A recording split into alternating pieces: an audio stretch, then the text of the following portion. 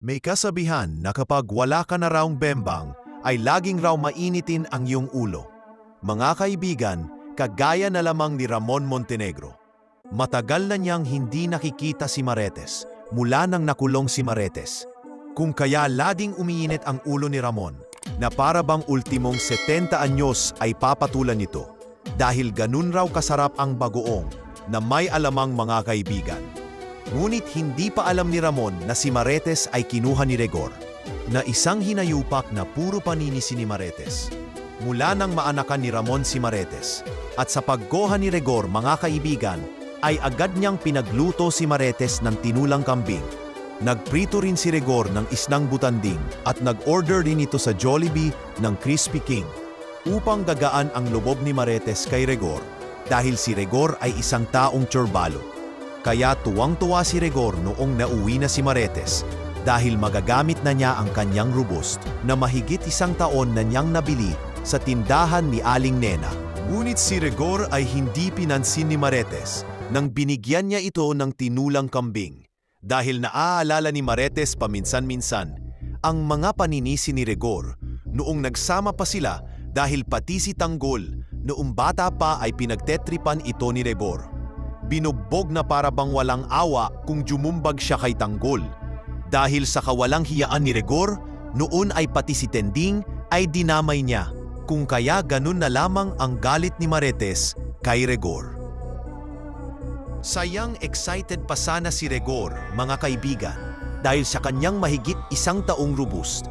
At kahit anong gawin pa niya na pamemwersa, ay agad tumanggi si Marites na ultimong bayag niya ay pahahawakan ni Marites. At kahit kumanta pa siya ng kantang, dahan-dahan nating simulan ang paghakbang upang makita ang kagandahan ng kalangitan. Habang hindi kumibo si Marites, ay ipinasok niya ito sa kwarto at ikinandado niya upang di makatakas si Marites. At nagsabi na mapapatawad mo rin ako, Marites, habang abala si Ramon sa pagplano kung paano makabangon. Naaalala niya si Marites noong nakasama niya ito dahil sobrang maalaga ni Marites, mga kaibigan. Na ultimong brief ni Ramon ay aamuyin niya muna bago ito labahan at kusutin. Mahilig kasi si Marites ng amoy, na para bang dinadala siya sa lugar na minsan lang niyang narating. Kapag naamoy na niya ang bulok na alamang, mga kaibigan. At agad tumawag si Ramon sa tauhan niyang pulis kung saan pwedeng makita si Marites, upang regaluhan niya ito ng chooks to go at mangga na may bagoong. Sa di pa nakakaalam, mga kaibigan, si Ramon ay dati siyang lubhang napakasama, walang kwenta, na para bang sinaniban ito ng mga espiritu ng duwindi, tiyanak, kapre at tikbalang, kaya ganun na lamang kasama. Dahil rin walang nagtuturo sa kanya ng kung paano kumanta ng pilit kong kinathaya kahit ginawang tubig ang alak. Ngunit nagbago lang si Ramon mula nang makita niyang muli si Marites. At araw-araw siyang pinagluto ng paksiw na baka. Isa kasi na pinakapaborito ni Ramon ang paksiw na baka. Kung kaya di na niya makalimutan si Marites, mga kaibigan.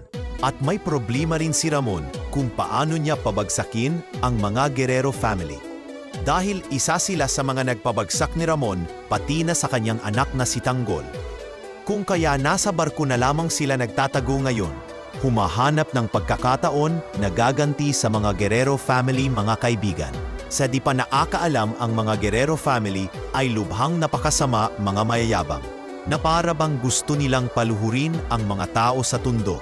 Sa Quiapo pala, sila ay mga gahaman sa pera na pinaghihirapan ng tao. Dahil lahat ng pera na kanilang ginagastos ay pera sa mga taong nagbabayad ng buhis. Kung kaya darating rin ang kanilang araw, mga kaibigan, na sila naman ang magtatago. Lalo na si Miguelito, na parang asong ulol, tahol ng tahol, na kahit yalang buto ng kabayo. Nandyan rin si Roberta na walang hilig kundi tsumurba sa mga lalaking nagtatarabaho sa St. Peter. Roberto pala, mga kaibigan.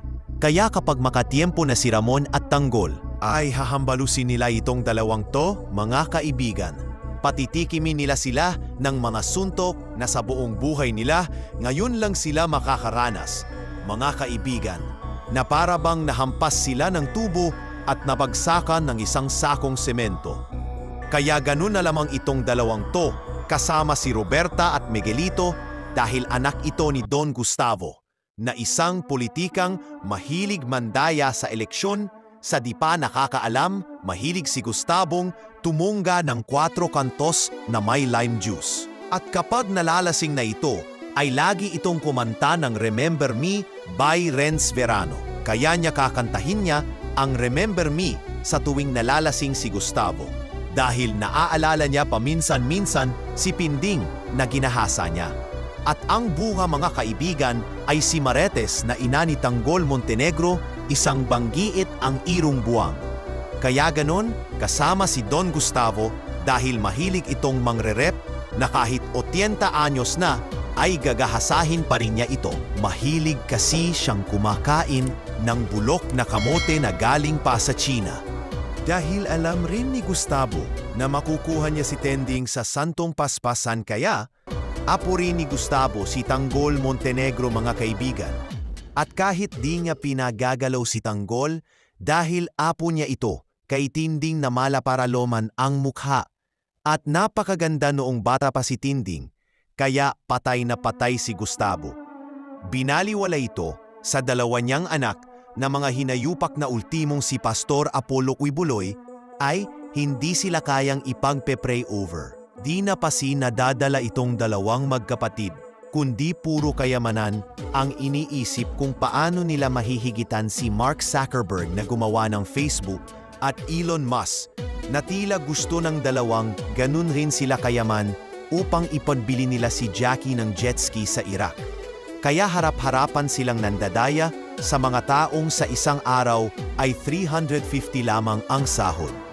Kaya ang sarap talaga hambalusin itong dalawang tong magkapatid na tuno, mga kaibigan, pati na rin ang kabit ni Gustavo na si Jackie, na ina ni Miguelito, upang mabawsan na ang kasamaan sa Quiapo. Habang si Tanggol naman ay nasa barko ng mga seaman, nakasama si Ramon na kanyang papa ay binuo nila ang plano. Dahil marami pa silang kalaban. Ang Mondragon family na mahilig kumain ng dragon seed butong pakwan at kangkong chips sa lamisa nila, na kahit may ulam na silang, wow ulam na apritada di calamares. Sa di pa nakakaalam itong Mondragon family, ang may hawak sa flood control. Dahil nasa flood control ang maraming pera. Gagawa lang silang ng kontrata ay milyonis na agad, kaya maraming lumulubog sa baha. Dahil ang kanilang ginagawang flood control ay halos walang bakal, puro lang buhangin sa dalampasigan. At kung mangangako ito sa mga tao, ay talaga namang napakamabuti. Pulido raw ang kanilang flood control, ngunit maraming binabaha. Kaya lalo silang yumayaman nang walang kahirap-hirap na tila ba sila ang mga buayang mandorogas, lalamunin ka ng buo. Dahil sa kanilang mga ngipin na matulis pa sa samurai ni Batusay. Kung kaya ganun din sila kasama mga kaibigan. At aya lagi kaayo.